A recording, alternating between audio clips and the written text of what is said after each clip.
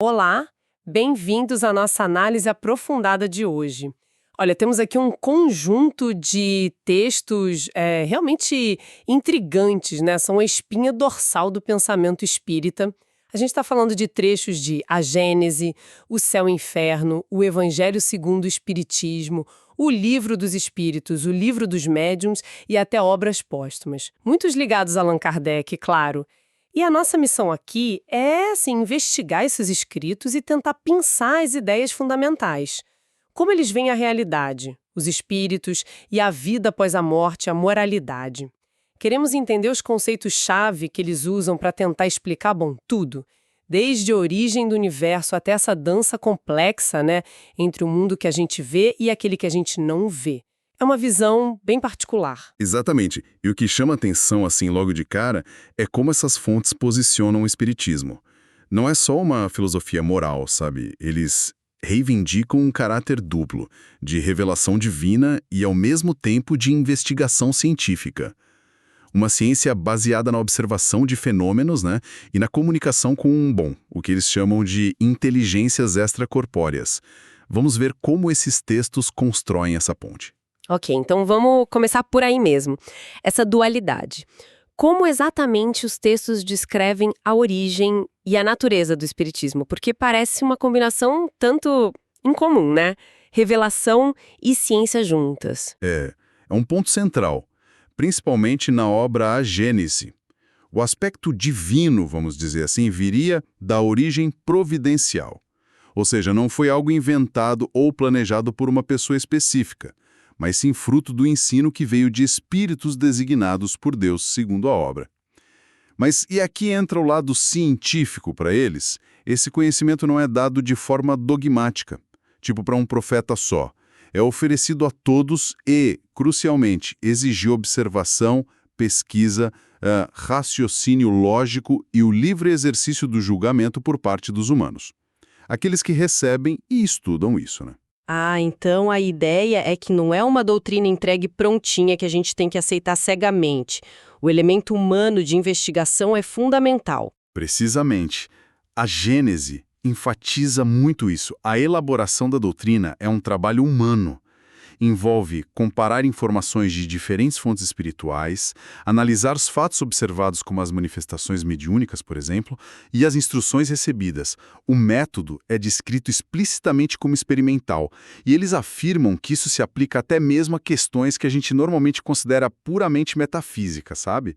A teoria surge da observação repetida. Por exemplo, a ideia de que alguns espíritos ficam meio confusos depois da morte, sem perceber que desencarnaram. Isso não teria vindo de um anúncio direto dos espíritos superiores, mas da observação consistente desse estado em diversas comunicações. Fascinante essa abordagem.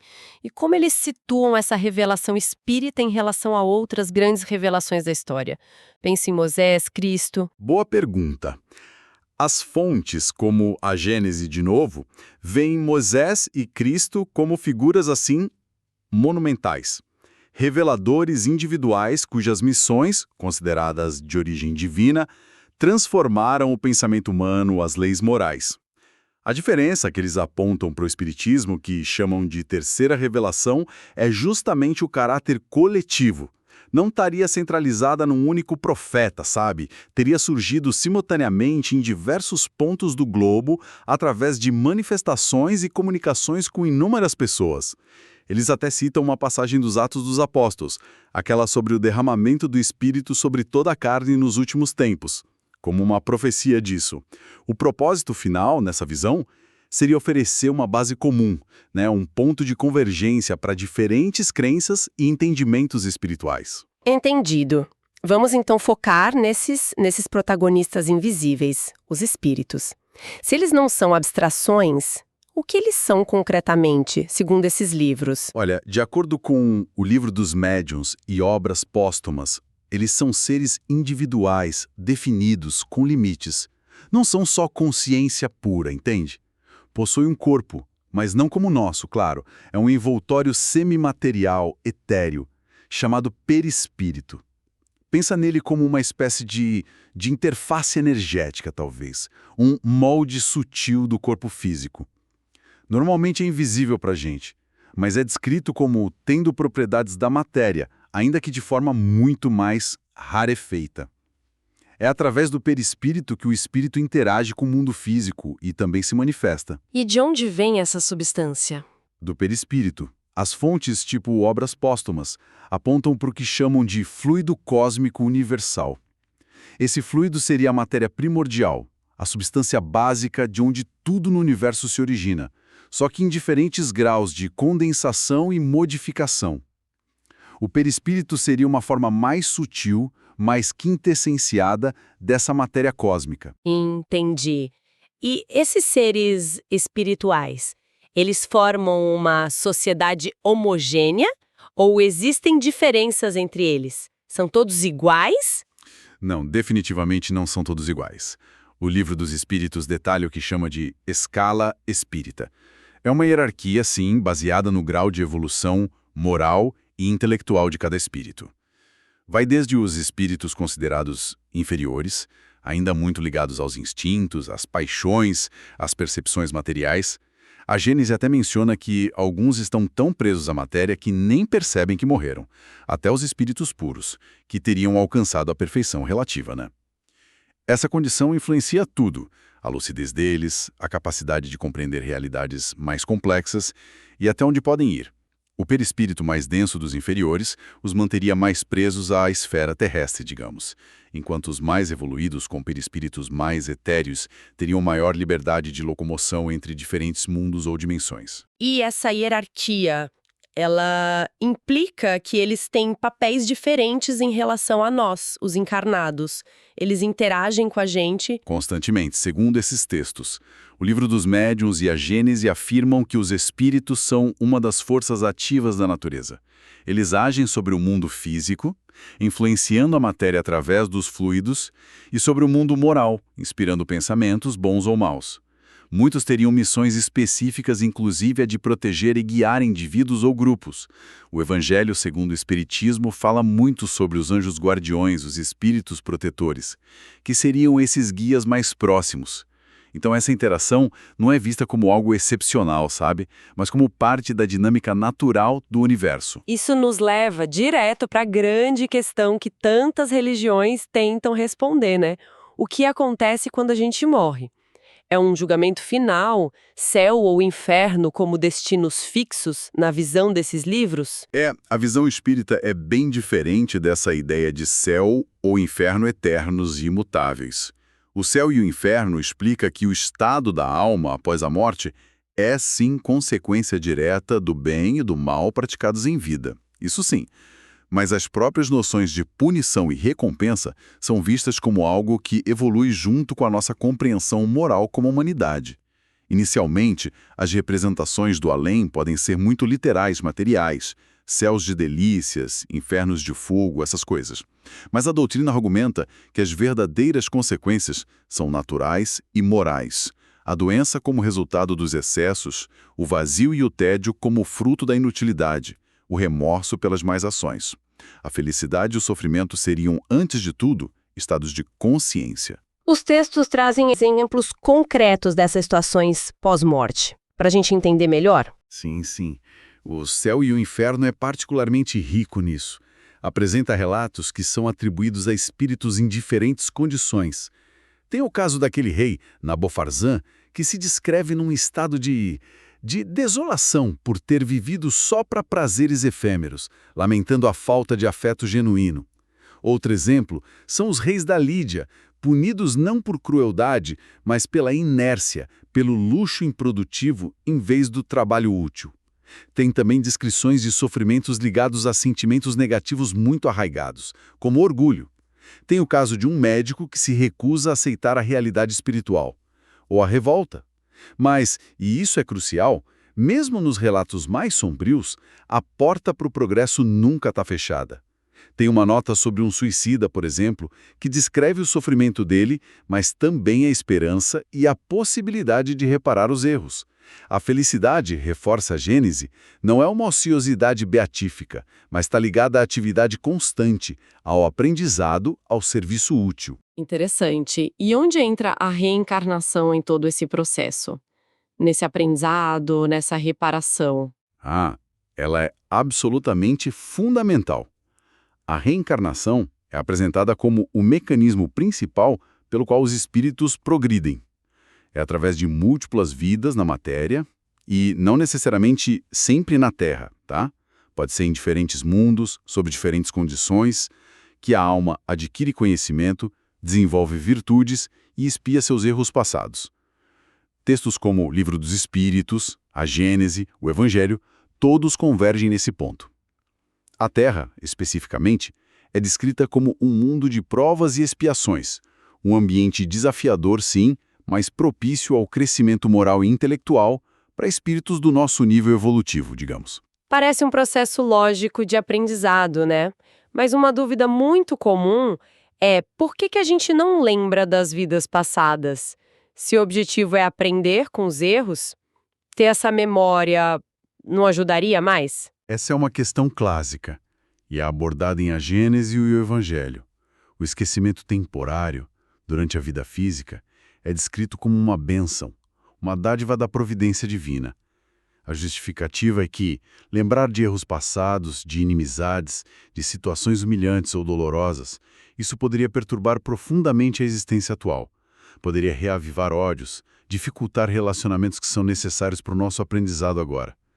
Imagina conviver com alguém que foi um grande inimigo em outra vida ou carregar a culpa esmagadora de um crime passado.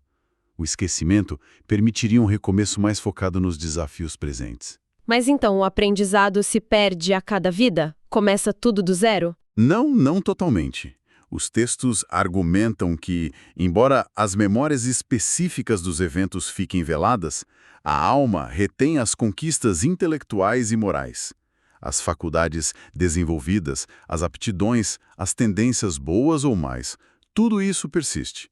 E se manifesta como intuição, como ideias inatas, vocações ou, infelizmente, como más inclinações também. Seria como um estudante que não lembra de cada exercício que fez, mas retém o conhecimento e a habilidade que adquiriu. A lembrança completa dos detalhes das vidas passadas, segundo eles, retornaria gradualmente após a morte, na vida espiritual, quando o espírito já tem mais maturidade para lidar com essa informação toda. Entendido. Voltando um pouco à interação entre os espíritos e nós. Se eles estão constantemente ao nosso redor e podem nos influenciar, como isso acontece na prática? Como explicar fenômenos que parecem desafiar as leis físicas?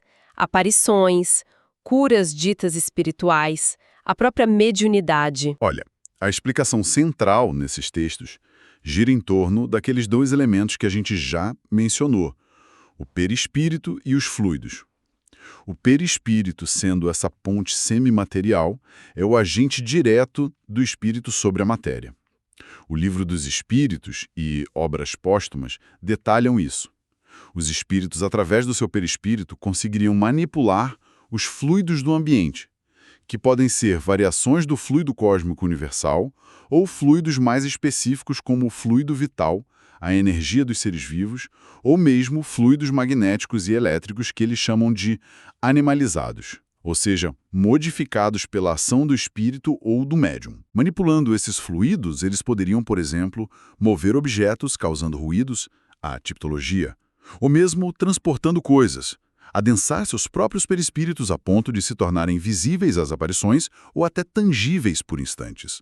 Ou, ainda, atuar sobre os fluidos do corpo de uma pessoa encarnada para causar sensações, transmitir pensamentos ou, em alguns casos, promover curas. O Livro dos Médiuns e a Gênesis se dedicam bastante a explorar esses mecanismos. E a mediunidade?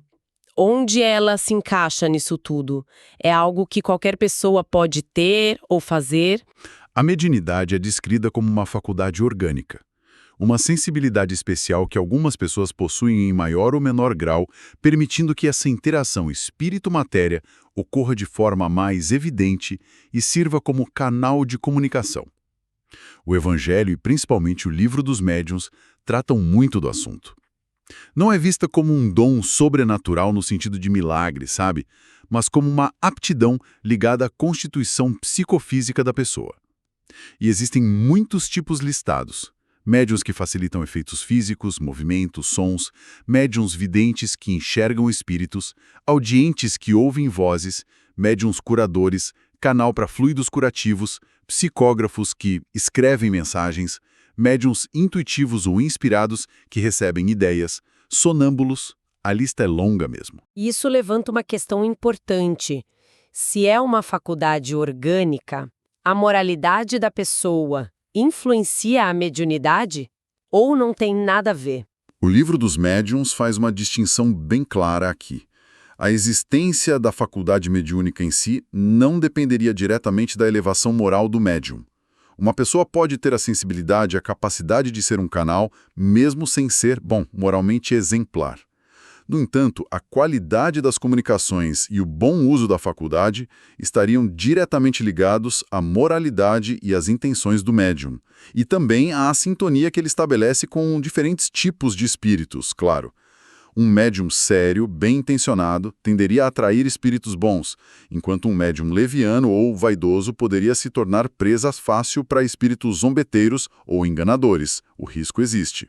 Então, a visão espírita descarta completamente a ideia de milagres para explicar esses fenômenos todos? Sim, categoricamente. Uma das teses centrais repetida em A Gênese e obras póstumas é que não existem milagres como derrogações das leis da natureza. O que a gente chama de milagre ou sobrenatural seriam, na verdade, manifestações de leis naturais que a ciência humana ainda não compreende ou não consegue explicar totalmente, especialmente as leis que regem os fluidos e essa interação espírito-matéria. O Espiritismo se propõe justamente a desmistificar o maravilhoso, trazendo esses fenômenos para o campo da investigação e da explicação racional, dentro de um quadro de leis universais. A transfiguração de Jesus, por exemplo, é analisada em A Gênese não como um milagre divino no sentido tradicional, mas como um fenômeno fluídico de exteriorização e irradiação do perispírito potencializado pela presença de outros espíritos ali. Mas é importante notar, essa abertura toda para comunicação e interação também vem com um alerta muito forte, muito enfatizado nos textos, especialmente em O Livro dos Médiuns e O Livro dos Espíritos. Existe o risco real de interferência de espíritos considerados inferiores, levianos ou mesmo mal intencionados. Eles podem se aproveitar da ingenuidade, da falta de estudo, da vaidade ou do desejo por fenômenos espetaculares por parte dos médiuns e dos participantes, Podem enganar, mistificar, dar comunicações falsas ou inúteis. Por isso, a recomendação constante é a análise crítica rigorosa de todas as comunicações, o bom senso, o estudo sério da doutrina e, acima de tudo, a busca pela própria elevação moral como forma de sintonia com espíritos mais elevados e como proteção contra influências negativas. A fé cega, definitivamente, não é encorajada. Faz todo sentido. Diante de todo esse quadro, evolução espiritual, a reencarnação, a interação constante, as leis morais, qual é, então, a mensagem central que esses ensinamentos trazem para a nossa vida prática? Como a gente deve se conduzir? A moralidade é o coração pulsante de toda a doutrina. Conforme apresentada, os textos como o Livro dos Espíritos e o Evangelho segundo o Espiritismo insistem na existência de uma lei divina ou natural. Ela estaria inscrita na consciência de cada um, e cujo resumo perfeito seria o ensinamento de Jesus: amar a Deus acima de tudo e ao próximo como a si mesmo. Isso se desdobra na regra de ouro: fazer aos outros o que gostaríamos que nos fizessem. Inclui o amor até aos inimigos, que é explicado não como ter afeto íntimo por quem nos prejudica, mas como perdoar as ofensas, não desejar o mal, retribuir o mal com o bem. A prática da caridade, entendida de forma ampla: benevolência, indulgência, perdão. E o cultivo da humildade são vistos como os pilares do progresso espiritual. E qual o papel de sentimentos negativos como o egoísmo e o orgulho nesse contexto todo? Eles são identificados repetidamente em obras como o Evangelho e obras póstumas, como os maiores adversários do progresso moral e, consequentemente, da felicidade individual e coletiva. São chamados de as chagas da humanidade. O egoísmo, colocar o interesse pessoal acima de tudo, e o orgulho, a supervalorização de si mesmo e o desprezo pelos outros seriam a fonte de quase todos os males sociais. A verdadeira fraternidade, que levaria à igualdade de direitos e à liberdade responsável, só poderia florescer sobre as ruínas desses dois vícios. Portanto, a jornada evolutiva através das reencarnações e das provas da vida teria como um dos objetivos principais justamente a superação gradual do egoísmo e do orgulho, substituindo-os pelo amor e pela humildade. Isso dá uma perspectiva bem diferente ao sofrimento, né? Ele tem um propósito definido nessa visão de mundo. Não é só algo ruim que a gente tem que evitar a qualquer custo. Exato. O sofrimento não é visto como um castigo arbitrário de Deus, nem como algo puramente negativo. Ele é explicado principalmente de duas formas. Primeiro, como consequência natural de erros e abusos cometidos, seja nesta vida ou em vidas passadas, a famosa lei de causa e efeito, ou ação e reação. E segundo, como provas ou desafios que o próprio espírito pode ter escolhido antes de reencarnar, justamente para testar suas resoluções, desenvolver virtudes específicas, paciência, resignação, coragem e acelerar seu adiantamento. O Livro dos Espíritos e o Evangelho exploram bastante essa ideia. Sugerem que compreender a justiça divina por trás das dificuldades, a transitoriedade da vida material e o propósito maior da evolução ajudaria a pessoa a enfrentar as vicissitudes com mais força, paciência e resignação ativa, não passiva, é importante dizer. A prece é vista como um recurso valioso nesse processo, para buscar força, inspiração e conexão com os guias espirituais. Com essa ideia de progresso individual constante, os textos também oferecem uma visão sobre o futuro coletivo da humanidade. É uma visão otimista. Sim, é uma visão fundamentalmente otimista e progressista. Os textos afirmam que o progresso é uma lei universal, aplicável não só aos indivíduos, mas também aos mundos habitados. O Evangelho menciona que os planetas evoluem física e moralmente. Em relação à Terra, a Gênese e Obras Póstumas descrevem que nosso planeta estaria atravessando uma fase de transição importante, saindo de um mundo de provas e expiações para se tornar um mundo de regeneração. Isso implicaria uma depuração moral. Espíritos muito endurecidos no mal, que resistem ao progresso, seriam gradualmente afastados da Terra, reencarnando em mundos mais primitivos, talvez até para ajudar no desenvolvimento deles. Enquanto espíritos mais inclinados ao bem, vindos de outras esferas ou da própria Terra, reencarnariam aqui, em maior número. Isso formaria o que eles chamam de geração nova, que, segundo as fontes, estaria destinada a estabelecer na Terra os princípios de justiça, paz e fraternidade. E é importante notar, eles falam do fim do mundo moral antigo, dominado pelo egoísmo, não de um cataclismo que destruiria o planeta fisicamente. Uau, realmente, uma viagem por um sistema de pensamento bem complexo e abrangente. Se a gente fosse resumir os pilares que sustentam essa visão, conforme as fontes que analisamos, seriam um universo regido por leis naturais e divinas, onde espíritos imortais evoluem sem parar através de múltiplas vidas. Esses espíritos interagem com a gente de forma constante, não por mágica, mas por meio de leis que envolvem fluidos sutis e faculdades como a mediunidade. Certo. E o grande motor, o objetivo dessa jornada cósmica toda, é o progresso moral, baseado na caridade, no amor ao próximo e na luta contra o egoísmo e o orgulho. É por aí. Exatamente. É uma estrutura que, tal como apresentada nesses textos fundadores, tenta tecer juntos fios da ciência, pela observação e experimentação dos fenômenos, da filosofia, pela investigação da natureza da realidade, da alma, das leis morais, e da religião, pelo senso de conexão com o divino, a imortalidade e o propósito da vida. Oferece um conjunto de explicações para fenômenos tidos como misteriosos ou sobrenaturais e, ao mesmo tempo, propõe um sentido para as dificuldades e dores da existência, enquadrando-as num vasto panorama de evolução individual e coletiva, que seria regido por leis de justiça, amor e misericórdia. Fica, então, uma provocação para quem nos ouve refletir. Se a gente levar a sério, mesmo que hipoteticamente, essa perspectiva toda delineada nas fontes, de espíritos cocriando seus destinos ao escolherem provas, de uma comunicação fluida e constante entre o nosso mundo e o mundo espiritual, como isso poderia reconfigurar a nossa maneira de encarar os desafios pessoais, aquelas intuições fortes que surgem do nada, ou até mesmo o sentimento de conexão ou desconexão que a gente tem com as outras pessoas e com a história humana como um todo. É algo que ressoa de alguma forma. Fica a reflexão. Esperamos que esta análise aprofundada tenha sido útil para iluminar as ideias centrais contidas nessas fontes tão influentes. Obrigada pela companhia e até a próxima!